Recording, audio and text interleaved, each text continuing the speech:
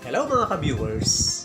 Alam nyo ba na mayroon akong bagong piyesa at gusto kong i-share sa inyo yan. Ito ay ang TV Box. Ang TV Box ay isang Android TV Box Multimedia Gateway Internet TV. Ang ibig sabihin, yung ordinary mong TV, pwede mo nang panoorin ng YouTube. Pwede ka nang mag-search ng kung ano-ano. Pwede ka nang manood ng pelikula. Pwede ka ring manood ng ABS-CBN o kaya GMA sa pamamagitan ng TV Box. Ang kailangan mo lang, may internet ka sa bahay, mayroon kang load sa cellphone, mayroon kang data at wifi. Okay? Tingnan natin. Una, buksan natin ang TV Box. Meron siyang adapter, meron siyang HDMI connector para sa TV. Connect natin.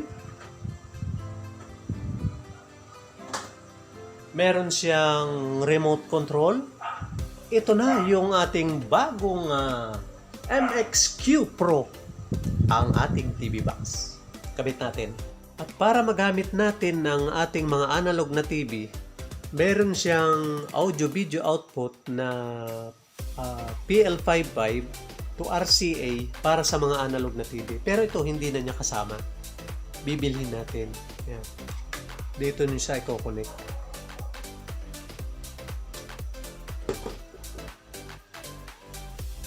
Tara, i-connect natin.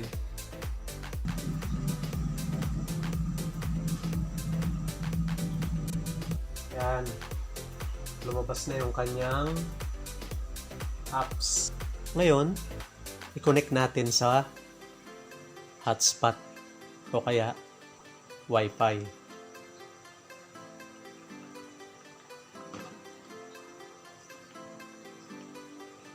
Setting. Tapos, punta ka sa network. Ayan.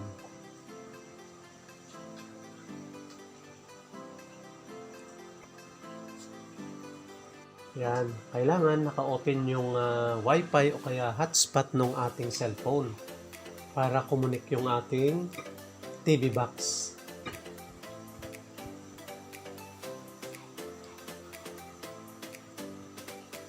Ang kagandahan ng TV Box, mga ka-viewers, wala siyang antena. Ibig sabihin, wireless siya dahil isa siyang internet receiver.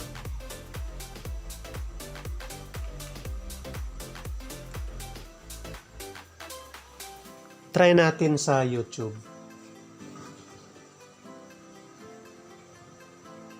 Sa YouTube, marami kang mapapanood na mga sari-saring mga vlog. Mapapanood mo rin dyan yung Bong Electronics, yung mga vlog ng Bong Electronics. At saka yung mga vlog ni Raven Dev Espiritu. Yan. Yan mga ka-viewers. Nakapasok na tayo sa YouTube. Ngayon, pag nasa YouTube na tayo, pwede tayong mag-search ng mga gusto nating mapanood. Click natin yung mouse.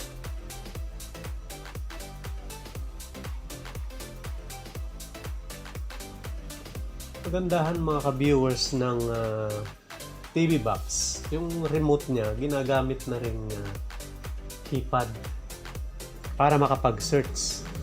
Yan. Tapos, search natin. Yan. Diba? Yan ang nagagawa ng TV Box.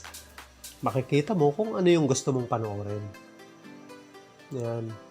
Ngayon, balik na tayo ulit sa home. Pindutin mo lang yung home.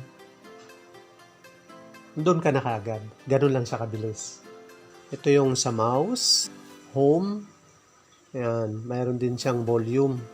Medyo matagal lang siyang mag-loading. Yan. Balik tayo sa home niya. Ngayon, puntahan naman natin ang Netflix. Yan, marami siyang movie. Pwede kang mamili ng yung mga panonoorin. Yan, sari-sari. Yan ang kagandahan ng ating bagong TV Box. Punta naman tayo sa TV, mga live net TV. Kagaya ng ABS-CBN, dito meron sila. Pwede mo silang mapanood. Lahat ng mga palabas nila nandito. Yan, ang ABS-CBN. Lagay natin sa link pass. Yan yung Kapamilya Channel. Mamahalin din kaya ako ng Pwede mo aapon silang sa akin. panoorin. Hindi ka naman mahirap. Kaya hindi mo mamimiss yung mga palabas dati ng mga ABS-CBN. Swerte ka mo. Balik ulit tayo sa menu. Dito, mayroon ding mga pelikula, pero siguro mas maganda kung malakas ang internet para mabilis. Kaya yung mga may internet sa bahay, mas maganda, mas malinaw. Yung mga international movie, dito mo sila mapapanood. Marami kang pwedeng gawin dito pwede ka rin mag-online video. Pwede ka rin mag-Facebook, mag-Twitter, o sari-sari. Basta yung mga ginagawa mo sa cellphone, pwede mo siyang gawin sa TV Box na makikita mo sa TV. Yan ang kagandahan ng TV Box. Internet connection. So, yan mga ka-viewers. Yan ang bago nating piyesa. Kaya, ngayon alam niyo na kung paano gumamit ng bagong TV Box. Ngayon, marami pa siyang feature na pwede mong panoorin. At alam nyo ba mga ka-viewers, na bukod sa YouTube o Netflix, marami pa tayong pwedeng gamitin dito sa My Apps. Open mo lang yung My Apps, marami ka pang pwedeng gamitin. Yan. Pwede kang mamili ng mga gusto mong gamitin. Puntahan mo lang ang My Apps. Ganun lang mga ka-viewers ang paggamit ng TV Box. Isa pa nga pala, mayroon din itong mga USB, port ng USB. Pwede mong gamitin kung manonood ka ng ibang movie sa USB. Tandaan nyo lang lagi na ang sobrang paggamit ng appliances medyo nakakasama. Kaya kung sakaling gagamit tayo ng internet, syempre medyo matatagalan tayong gumamit dahil nalilibang tayo. Siguro minsan ipahinga nyo rin. Bigyan nyo ng oras para hindi ito madaling masira. Okay? Salamat! Bye-bye!